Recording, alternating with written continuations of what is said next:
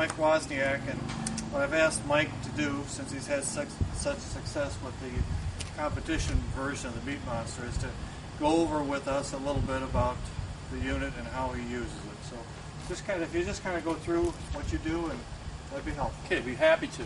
Apologize, the cooker's a little bit dirty. I've been cooking in competition with the last 6 weeks in a row, so it's not as clean as it normally would be.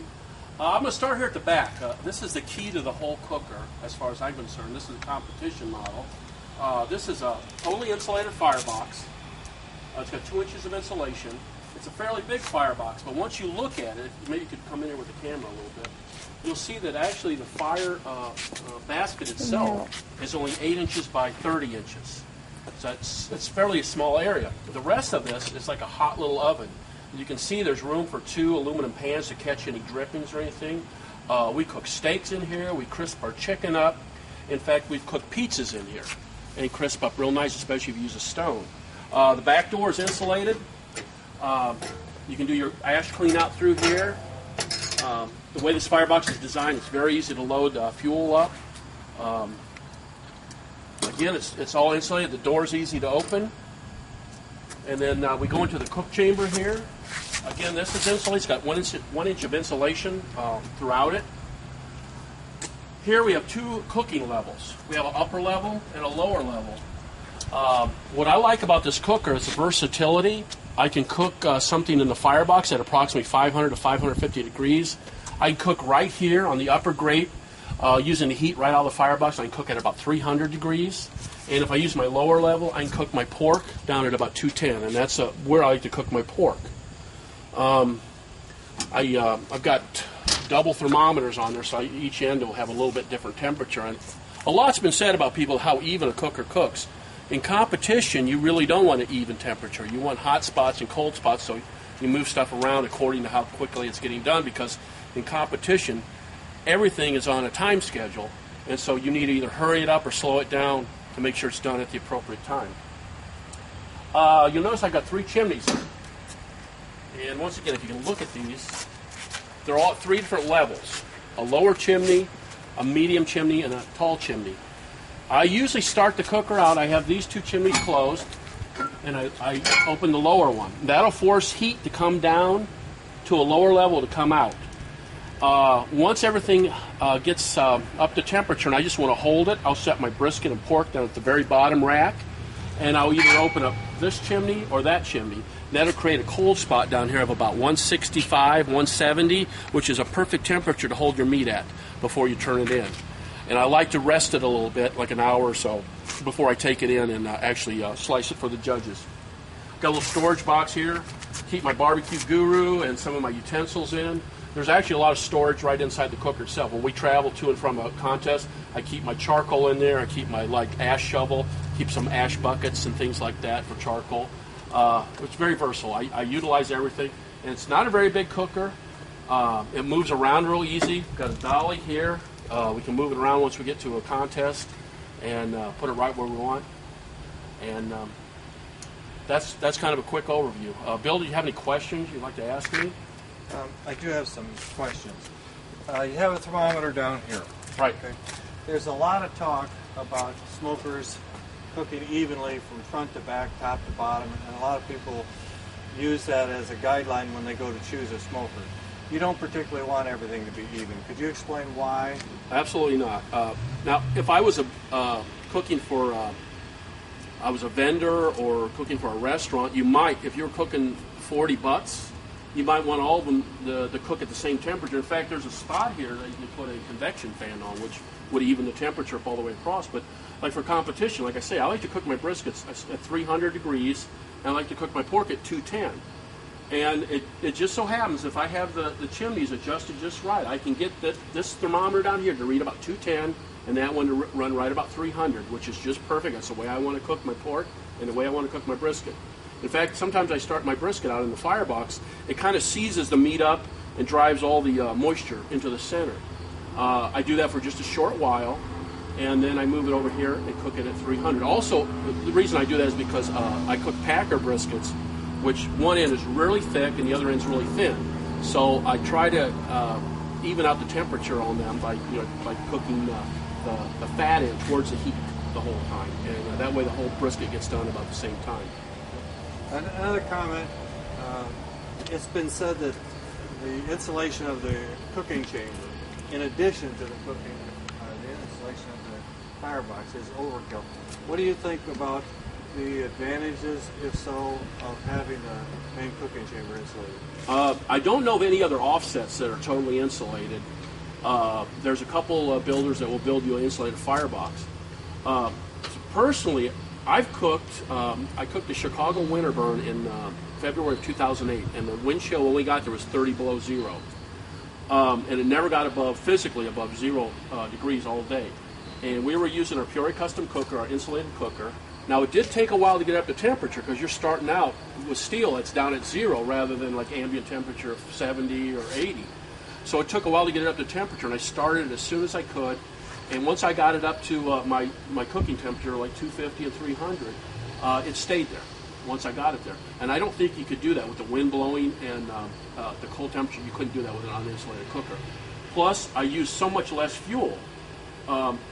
I can take this cooker, I can, if there's no sunlight on it, I can set a drink on here. I mean, it's whatever the ambient temperature is. This top doesn't even get hot. So you're not losing heat anywhere. An uninsulated cooker might be 35% efficient. This is probably somewhere up around 80 or 85% efficient. You're just not losing heat anywhere except what comes out the smokestacks. Now, you've talked before about efficiency and flavor. I mean, there is a certain advantage as you use less charcoal, but that's not a real big deal. The big deal is you don't have as much residue on the meat. You have better control of the flavor. Is that right? Right. Smoke has a lot of particulate matter in it. And if you look at someone's cooker who doesn't cook at high enough temperature, or they burn wood that's green, you'll lift the lid and you'll see shiny creosote on it. Well, that same buildup gets on their meat and can contaminate it and give it a bitter flavor. All the top cooks that I know of, when you're watching them, if you go look at their cooker, no matter if it's a pellet cooker or they're burning wood or if they're burning charcoal, you look at after they get everything up to temperature and they're cooking, you won't see just hardly any whiffs of smoke come out. I mean, there's no smoke pouring out. You'll just see heat coming out. And then when I'm cooking, that's all you'll see. You'll just see heat, the little heat waves, I guess you would call them, coming out. But very little smoke. Now, when I throw some new charcoal on, you'll see a little bit of smoke for a few minutes, but that's about it. And you want your meat to be, especially pork and brisket, they're in there for hours, and you don't want a lot of particulate matter from green wood and smoldering charcoal. You don't want that on your meat. That the judges can taste that. You want your meat to taste clean. Now, you cook during the season most weekends, so you spend a lot of time down at cooker, but you also spend some time cleaning. Could you explain to us how you clean the meat monster and how it relates to other cookers you've used in the past? It's actually a lot easier to clean because it's got a flat bottom here in the cook chamber. On my other cookers that were round, they're a lot harder to clean because all the grease would run down the middle and you have to have a curved tool to get it out. Plus the tube was a lot longer. It was just harder to get it out. Here with the flat chamber, I've got a grease drain right here. I have a bucket that I put under there. And I have a long-handled tool. It's, I think, used for concrete or something. And I take my racks out. I can just start scraping everything right after I'm done cooking, while everything's still hot and the grease that came off the brisket and off the pork is still liquid. I can scrape everything right towards the drain. And if I want to, I can take just some wadded-up aluminum foil and I can clean my racks. And I think I've only taken this to the car wash a couple times this year, and I've cooked with it quite a bit. Over... I'm thinking somewhere around 15 times or something. I just went to the car wash a couple times, and I mean, I don't need to clean it very often, and that's cooking all the time. Also in the firebox, I've got 2 aluminum pans in there to catch grease when I'm cooking in there, which makes it really nice because you just throw them away when you're done. Put 2 new ones in. So in this firebox, you'll cook your chicken. I'll crisp my skin. I get it right here. It's very hot. The charcoal's right here, and I'll have that fairly close to the top here. You can slide this. If you want to, you can move your charcoal around. You can slide this right over if you're cooking steaks. But yeah, you can crisp your skin up in there. I actually start my brisket on there. If we're cooking steaks the night before to eat, we cook them in there. If we're cooking sausage or anything, we cook them in there. I'm cook pizza in there if I want. We do a lot of cooking in there. Once you've got this and you realize that you've got a 500-degree oven, it's really nice. I mean, the advantage of that is like steaks really need to be cooked at a high temperature. But it really does a good job crisping the skin up. And a lot of competitions today, it becomes a skin cooking competition, how crispy you can get it. Okay, speaking of the firebox, you can have some long nights doing this. So my question to you would be, we try to extend your cooking time so you don't have to come back and maintain your fire. How much time can you get with fire, and how do you do it here? Okay, I try to get in the middle, and I try to sleep from 1 till 6 in the morning, which is about 5 hours. What I do, I'll take a tool and I'll shove all my lit charcoal to one end, and then I'll dump a bunch of unlit charcoal in the other way, which is about 2/3 of the way. And over that 5 hours, it'll burn to the other end, but I still have a couple hours of burn time left. So I would imagine if you filled it up with charcoal, you could probably get somewhere from 6 to 8 hours, depending on what temperature you're running at and everything. I do in the middle of the night, I do throttle it down a little bit, so it doesn't run away. But I've never had a bit of trouble. I use a Guru, and if I set my Guru at 300, or if I set it at 250, that's what it's at in the morning when I get there, when I wake up. I used to get up every hour and a half and check it, but I don't have to worry about this. The only thing would be a problem is if the electricity went off, and we haven't had that problem as of yet. Now, another question I have, directing these questions towards things that are a little different about the Meat Monster. This is not the typical round design. The round design, this stuff started down the Southwest where a lot of round tubes were around. So, how do you find the full opening? Advantageous or disadvantageous? When you first suggested I try this cooker, I was a little hesitant because I liked the idea of having a couple doors, and I thought, well, I'll let less heat out if I have littler doors. But then I got to think about this, and we have a stop. There's a stop. I think you can actually lift this all the way up if we're cooking a hog on it or something like that, so you can get it out easily. But I have a stop so it doesn't go any higher than this. Well, if you think about that, there's a lot of heat trapped up in here. Now, on a round design, the door is usually hinged right in the center. So when you lift it, you're allowing heat out right from the very top. So you're actually trapping heat, and when I shut this, it comes back up to temperature with a relatively short time, a matter of minutes, depending on how windy and what the ambient temperature is. But it really works well. I was very surprised. The other thing, the square design with the bent steel rather than a round tube, you can have a second shelf that is almost the full size of the top shelf. On a round design, you're right at the center is where your widest shelf is going to be, and as you go up, your shelves get narrower and narrower. Well, I could have full-size shelves. This one has only I only have a 4-foot cooktop on this one. The standard size is 5 foot. But I have more space on this one, cook space, than I did on my round cooker. And it was a bigger cooker. It was a 5-foot cook chamber, and this is 30 by 4, and there's more than enough room here for competition meat. I cook 2 briskets, I cook 3 to 4 pork butts, I cook 4 racks of ribs, and I cook 10 pieces of chicken plus some white meat. And I have more room. In fact, I don't use all the racks. I have 5 racks on top, and I have 4 racks on the bottom. I use 2 on the bottom and 3 on top, so I don't use all my racks unless I'm cooking extra meat. Okay. And your brisket, you usually cook right up here? Yeah. In fact, I got this deflection plate that you can have them build. It's a little dirty, but this deflection plate. And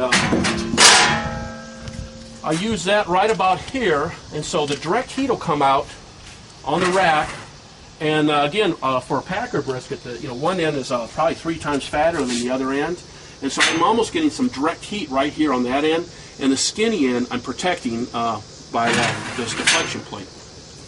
And so I end up getting my briskets done about the same time, and I'm not drying out the skinny end of it. Actually, I think you keep it pretty clean. That's because I took it to a car wash. Is that usually how you do it? Just blow it out the car wash? Once in a while, I've only done it a couple times this year. Most of the time, I just scrape all the grease out and take some tin foil and just clean that.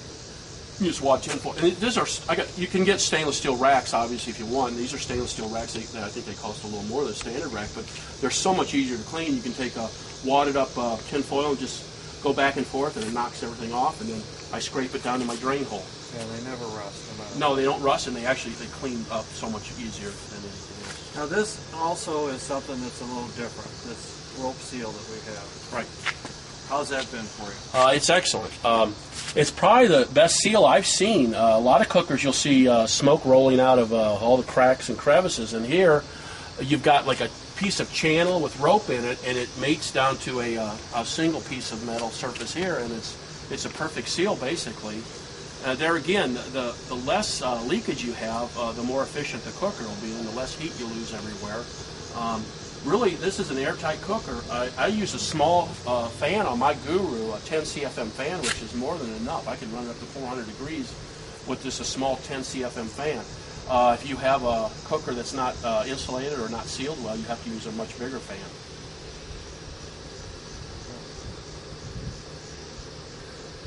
Okay, well, Mike, thanks for coming over. It's all right. Thanks for giving us this little tour. We'll put this information out for people. Thank you. Okay. Thanks, Tricia.